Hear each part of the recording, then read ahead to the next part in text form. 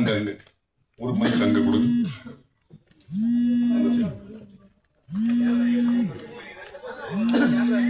Mic வாங்கிப்பா. Meenakshi வந்து கிளைமேக்ஸ்ல கேட்பாங்க. மைக் வாங்கிப்பா. மைக் ஒன் செகண்ட் சொல்லுங்க. வாசிவன் யாருக்கு? டைரக்டர் அனிஷா.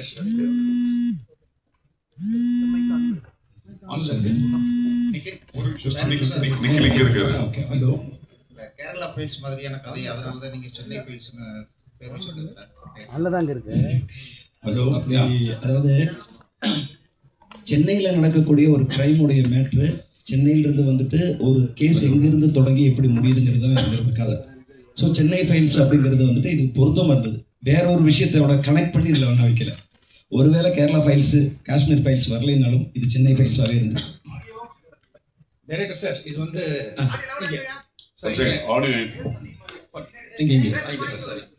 இது வந்து தமிழ்ல உங்களுக்கு முதல் படம், வாழ்த்துக்கள். ஓகே, நன்றி. டைட்டில் வந்து முதல் பக்கம், முதல் தேதி ரிலீஸ் ஆகுது ஆகஸ்ட். ஹீரோ பேர் வெற்றி. நானே யோசிக்கல சார், முதல் பக்கம் முதல் தேதியில ரிலீஸ் ஆகுதுங்கிறது நல்லா. Okay, thank you. ஹீரோ பேர் வெற்றி, அதுல ஒரு வெற்றி இருக்கு. வெற்றியின் முன் முதல் படியை இன்னைக்கே தொட்டுட்டீங்க, வாழ்த்துக்கள். ஓகே, நன்றி நன்றி நன்றி நன்றி. வெற்றி சார், வெற்றி சார், இந்த தமிழ் சினிமாவில் ஒரு காலத்தில் மோகன் சார் வந்து பாட்டு பாடினார். நிறைய படங்கள் பாட்டு பாடி மைக் மோகன் அப்படின்னு வந்துட்டார். உங்களோட படங்கள் முதல் படலேருந்து இந்த படம் வரைக்கும் ஒரு மாதிரி டார்க் ஷேடாகவே நிறைய இருக்கு. ஒரு கிரைம் கதை, இந்த மாதிரி கதையெல்லாம் தேடி உங்கள்கிட்ட வருதா, இல்லை உங்கள் டேஸ்டா? இல்லை, அவங்க தான் தேடி வர்றாங்க. அந்த கேரக்டருக்கு நீங்கள் தான் பண்ணணும் அப்படின்னு சொல்லி அவர் தான் சொல்கிறாரு. நம்ம கலர்ஃபுல்லாக பண்ணுறதுக்கு நம்ம ரெடி தான், பார்ப்போம். சார், இயக்குனருக்கு ஒரு கேள்வி. சொல்லுங்க. வாழ்த்துக்கள், பார்க்கறதுக்கு நல்லா இருந்துச்சு சார் ட்ரெய்லர் பார்க்கறது. Okay okay. பட் யூஏன் போட்டிங் சென்சார்டுன்னு போட்டிருக்கீங்க. ஓகே. ஆனால் இதுக்கான ட்ரெய்லரும் பாடல்களையும் சென்சார் வாங்கலையா இன்னும்? ஏன்னா நீங்கள் 126.22 மினிட்ஸ் வருது சென்சார் சர்டிஃபிகேட். அதாவது படத்தோட சென்சார் சர்டிஃபிகேட்டை போட்டுட்டு இது போடுறீங்க. அந்த சாங்ஸில் பார்த்தீங்கன்னா மது அருந்துற காட்சிலாம் இருக்குது. அதில் எங்கேயுமே ஸ்டாட்யூட்டரி வார்னிங்கே போடாமல் இருக்கீங்க. அது தெரிஞ்சு அப்படியே மேனிபுலேட் பண்ணுமே அப்படின்ற மாதிரி பண்ணிட்டீங்களா தெரியுமா? இல்லை அப்படி இல்லை. என்னென்ன ஆக்சுவலி வந்துட்டு இன்னைக்கு வந்து நம்ம இந்த ட்ரெய்லர் லான்ச் வந்துட்டு பண்ணுறது வந்து பிளான் முதல்ல இல்லை. ஆனால் வந்துட்டு இன்னைக்கு பண்ணணுங்கிற மாதிரியான ஒரு நெசிட்டி அமைஞ்சுது. ஸோ நம்மளுடைய பத்திரிகையாளர்களுக்கு வந்துட்டு நம்ம படத்தை வந்து அவங்களுக்கு காட்டணும். அவங்க தான் வந்துட்டு இது வந்து சரி என்ன பண்ணலாம் அப்படிங்கிறது. ஆனால் அங்கே ஒரு தப்பு தான் நடந்திருக்கு, நான் இல்லைன்னு சொல்லலை. இதை வந்து நம்ம வந்து ப்ராப்பராக வந்துட்டு ட்ரெய்லரை வந்து ரிலீஸ் பண்ண போகிறது 25th மேலே வரும்.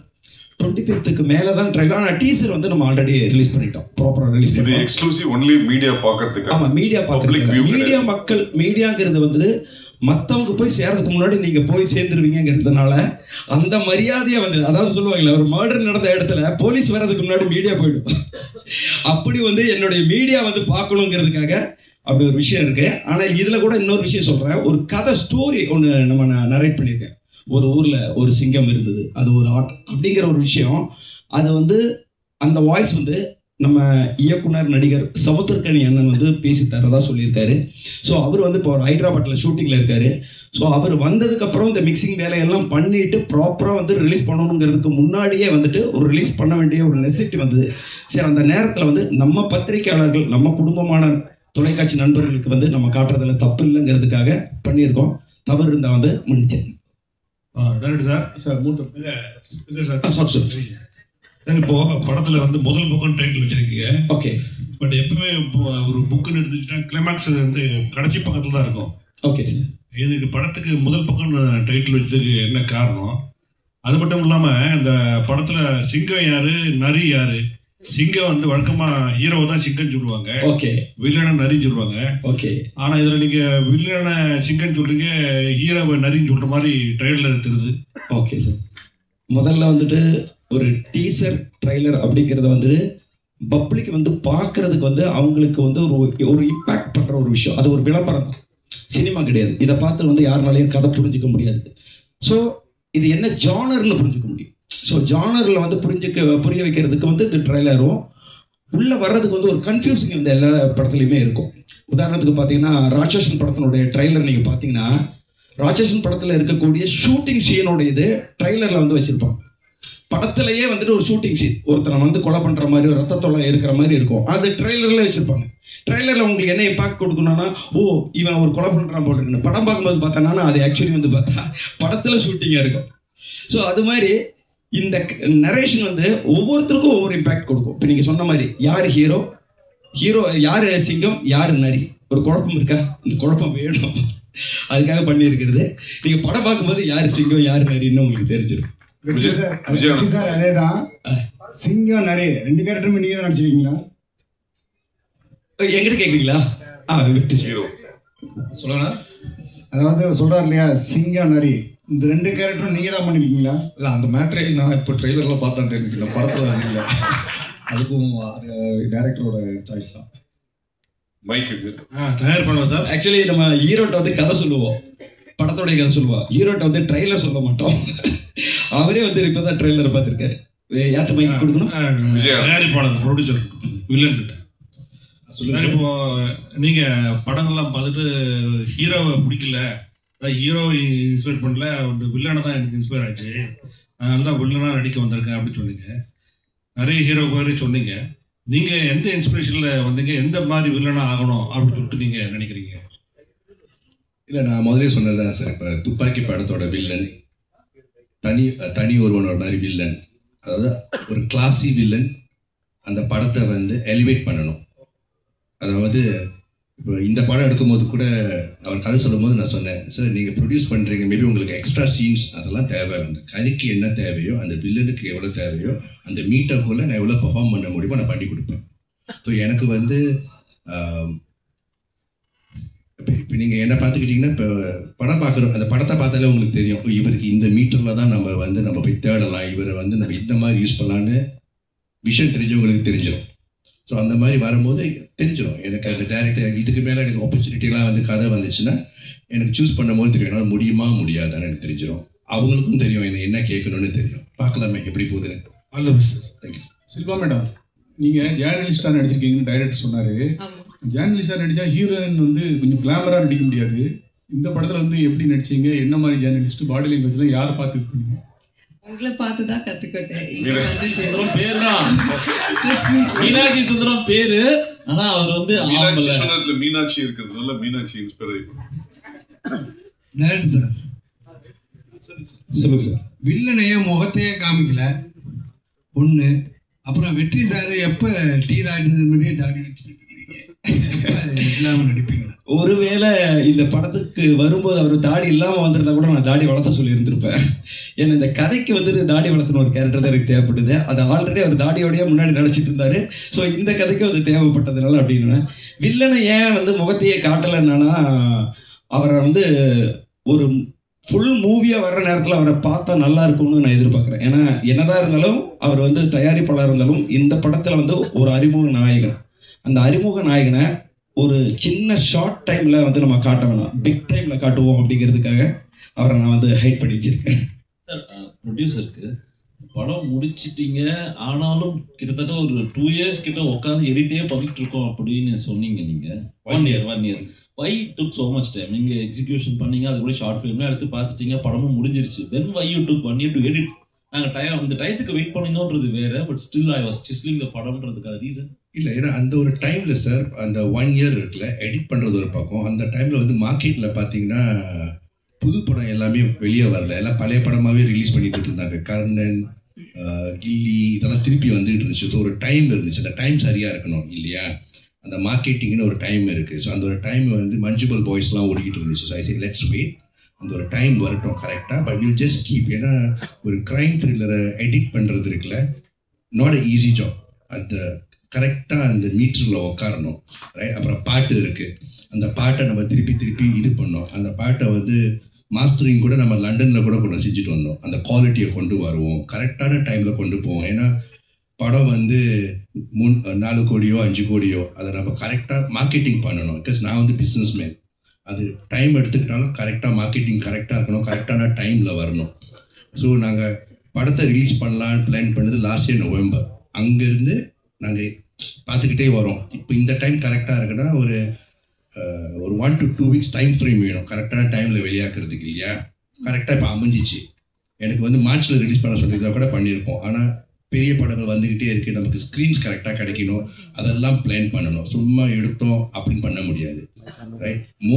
படம் நல்லாயிருக்கும், ஆனால் நீங்கள் கரெக்டாக கொண்டு போய் சேர்க்கலன்னா படம் நல்லா ரீச் வராது இல்லையா? ஸோ கரெக்டாக பொறுமையாக கொண்டு போயிருக்கோம், அவ்வளோதான். டைரக்ட் சார் ஒரு விஷயம் சொல்லுங்க. அதாவது புது தயாரிப்பாளரோ இல்லை ஏற்கனவே படம் எடுத்துக்கிட்டு இருந்த தயாரிப்பாளரோ அங்கே இருக்கீங்க, புது தயாரிப்பாளரோ ஏற்கனவே படம் எடுத்துக்கிட்டு இருந்த தயாரிப்பாளரை விட நீங்கள் நிறைய ஒர்க் பண்ணிடலாம். இவர் எல்லா விவரம் தெரிஞ்சவராக இருந்தாரு, இதனால எப்படி ஒர்க் பண்ணீங்க, பிரச்சனை வந்ததா? ஆக்சுவலி வந்துட்டு அது ஒரு வகையான ப்ளஸ்ஸாக இருந்தது. ஏன்னா எந்த ஒரு இயக்குனரும் ஒரு கதையை வந்து அவங்க எழுதும் பொழுது இது சூப்பராக இருக்கும் அப்படின்னு சொல்லி தான் அவங்களுக்குள்ள ஒரு நம்பிக்கை இருக்கும், அதில் மாற்றமே இருக்காது. ஸோ அப்படி எடுத்து கூட ஏன் படம் ஃபெயிலியர் ஆகுது அப்படிங்கிற ஒரு கொஸ்டின்ஸ் இருக்குது. நல்ல படம் தானே, நல்ல கதையை தானே யோசிச்சிருப்போம். அப்படி இது வந்து ஃபெயிலியர் படம் பண்ணணும்னு யாரும் யோசிச்சிருக்க மாட்டாங்க. அப்படி ஒரு நல்ல கதையை யோசித்து கூட வெளியில் வரும்போது அந்த படம் ஃபெயிலியராக மாறுதுன்னா அதில் சில குறைகள்லாம் இருந்திருக்கும். அந்த குறைகள் வந்து ஒரு இயக்குனராக, ஏன்னா அந்த படத்தினுடைய ஒரு தந்தையா எனக்கு என் மகன் மேலே வந்து எனக்கு குற்றம் தெரியாது. அந்த குற்றத்தை வந்துட்டு அவர் வந்து எடுத்து சொல்லும்போது அவர் சொன்ன எல்லாத்தையுமே நான் மாற்றலை. அவர் வந்து நான் நிறைய சிங்கப்பூரில் இருக்கக்கூடிய நண்பர்கள் காட்டினேன், நான் பார்த்தேன். எனக்கு இந்த இடத்துல மட்டும்தானா அதை நான் திரும்ப வந்து நான் பார்ப்பேன்.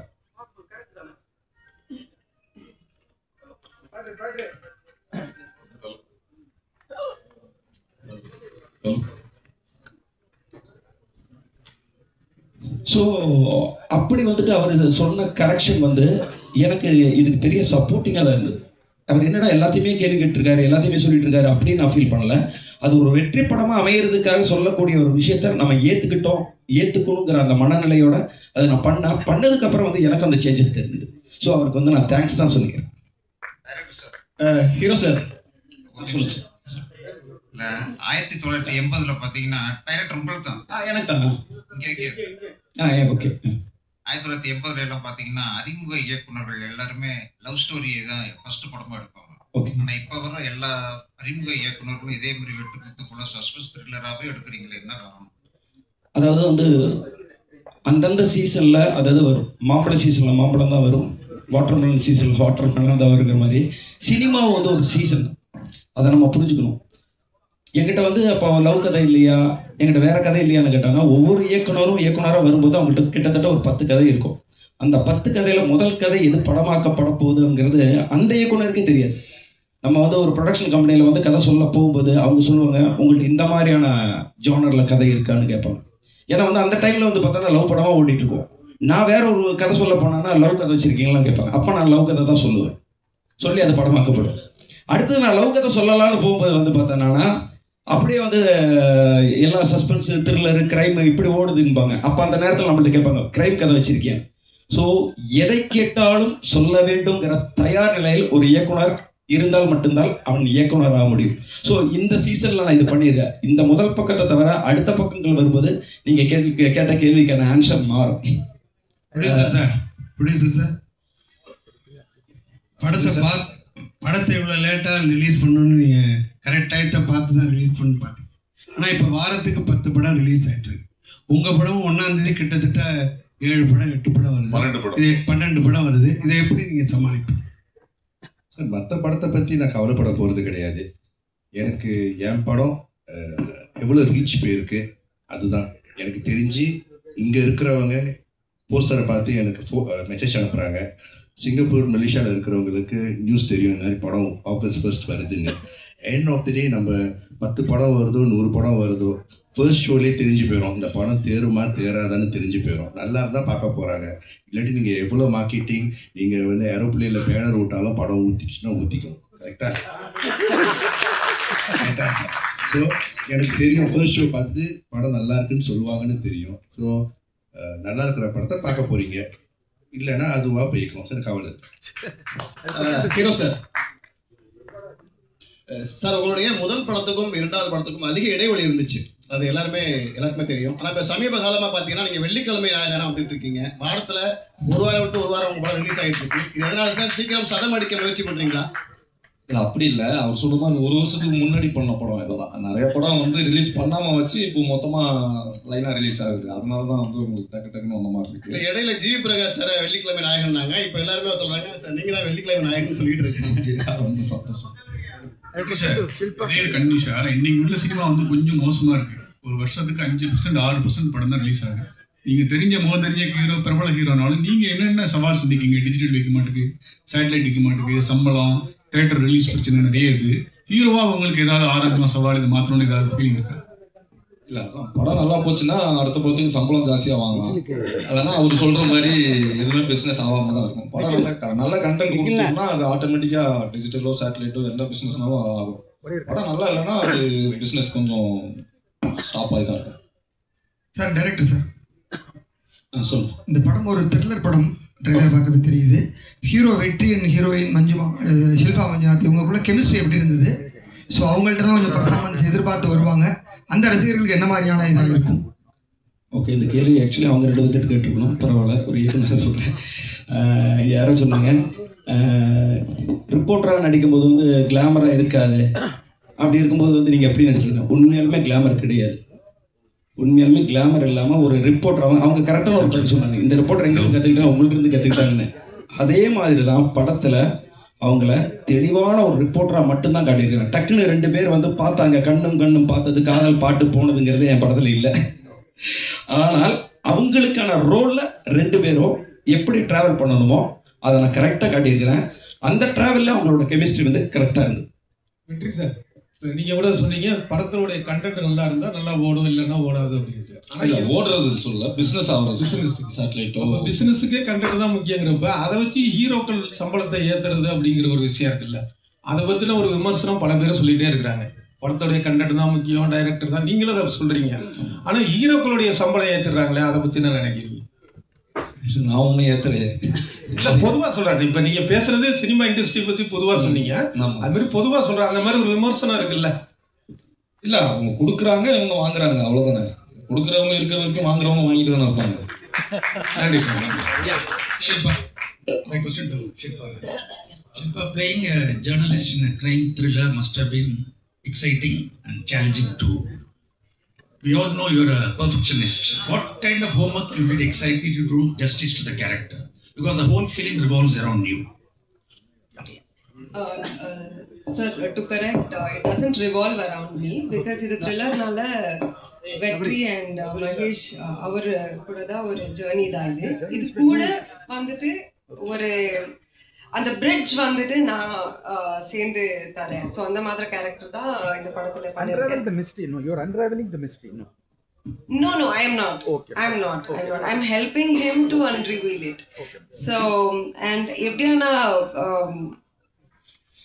ஹோம்ஒர்க் பண்ணும்போது நான் இண்டஸ்ட்ரிக்கு வரும்போதே தியேட்டர்ஸ் பண்ணிட்டு தான் நான் வந்தேன். வீதி நாடகம் அதெல்லாம் பண்ணிட்டு தான் கற்றுட்டு தான் வந்தேன். ஸோ அங்கே Prakash Belwadi sir was my guru. So first thing what he told to be a good actor is, நீங்கள் ஒரு பார்க்கும்போது ஒரு வித்தியாசமாக இருக்குன்னா you have to be like a sponge, you have to absorb them. So நான் வீட்டுக்கு போயிட்டு like if I see something interesting I will start behaving like them. So as a person I am like that. So whenever I come see you all, there are so many characters, so it was not difficult for me because morning in the night we will be around you, talk with you, like interviews irukla. So playing you guys was not a difficult task for me. The body language irukla, neenga question kekra attitude irukla. In fact neenga question kekkumbodhu or attitude irukku, or friendly ah irukumbodhu normal ah pesumbodhu innor attitude irukku. So that is something as a journalist at the thin line maro. When I was questioning him in the movie also, neenga friendly ah maaradhukumbodhu or attitude maaridum. And ஒரு ஜேர்னலிஸ்டா கேட்கும்போது there is a ஒரு கத்து இருக்கும், professionalism, and there is a power in your pen. Like the journalism ஒரு mic கொடுக்கும்போது ஒரு power இருக்கு, நாங்க அதை அவாய்ட் பண்ண முடியாது. So you asked me a question, I can't say, நான் சொல்ல மாட்டேன், because that's a power. So ஜேர்னலிஸ்டுக்கு அந்த பவர் இருக்கு, அந்த வாய்ஸ்ல இருக்கட்டும், அந்த பென்ல இருக்கட்டும். So I think that was important. One second, Bharat வந்து ஒரு கொஸ்டின் கேட்டிருந்தாரு. இந்த மாதிரி 1 வருஷம் ஏன் எடிட்டிங், 1 வருஷம் ஏன் தள்ளின்னு. இதை வந்து ஃபோனில் பலமுறை நான் நேரில் பார்க்கலனாலும் ஃபோனில் ப்ரொடியூசர்ட்டு சொல்லும் போது இது ஃபைனான்ஸ் வாங்கி எடுக்கப்படும் படம் அல்ல, இது சொந்த படத்தில் எடுக்கிற படம். இது மட்டும் தமிழ்நாட்டில் வந்து 1500 ஸ்க்ரீன்ஸ் மேலே இருக்குது. என்னைக்கு நம்மளுக்கு 200 ஸ்கிரீன் கிடைக்குது. 200 ஸ்கிரீன் மட்டும் இல்லாம நல்ல ஷோஸ் என்னி கிடைக்குதோ அது வரைக்கும் பொறுமையா இருந்து வெயிட் பண்ணலாம். முதல்ல டிஸ்ட்ரிபியூட்டர்ஸ் வந்து நம்ம அனௌன்ஸ் பண்ணுவோம். இன்னைக்கு வந்து சொசைட்டில வந்து பெரிய படங்களுக்கு தான் டெய்லி ஆன் போர்டில் வந்து ஒரு டிஸ்ட்ரிபியூட்டரா பண்ணும்போது நம்ம படத்துக்கு நம்ம பட்ஜெட்டுக்கு வெற்றி இருக்காரு. வாரத்துக்கு 12 படம் ரிலீஸ் ஆகுதுன்னு நான் ட்ராக் பண்ணிட்டு இருக்கேன். இன்னைக்கு தமிழ்நாடு ஃபுல்லா நல்ல டிஸ்ட்ரிபியூட்டர்ஸ் கிடைக்கிறாங்களோ அப்போ பண்ணலான்ற போது மாஸ்டர் பின் செந்தில் வந்தார் தமிழ்நாட்டுக்கு. City NSC Dhanam pictures, Coimbatore Tiruppur Subramaniam Sakthi films, Madurai வந்து சூர்யா மூவிஸ், திருச்சி தஞ்சாவூர் எஸ்ஆர் பிரபுவோட dream warrior pictures, Salem Pradeep, TK வந்து பிரதாப் ராஜா, இவங்க எல்லாரும் சேர்ந்து ஆகஸ்ட் 14 தான் கூலி வருது. ஆகஸ்ட் 1 வாங்க, நிறைய 200+ ஸ்கிரீன்ஸ் வரும், நிறைய ஷோஸ் கிடைக்கும். அதனால நீங்க லேட் ஆனாலும் உங்களின் வெற்றியும் தள்ளிதான் போயிருக்கிறது, தவறி போகவில்லை. அதனால மெதுவா வரலான்னு சொன்னதால இந்த படம் ஆகஸ்ட் 1 வருகிறது. வந்திருந்த அனைவருக்கும் நன்றி, வணக்கம்.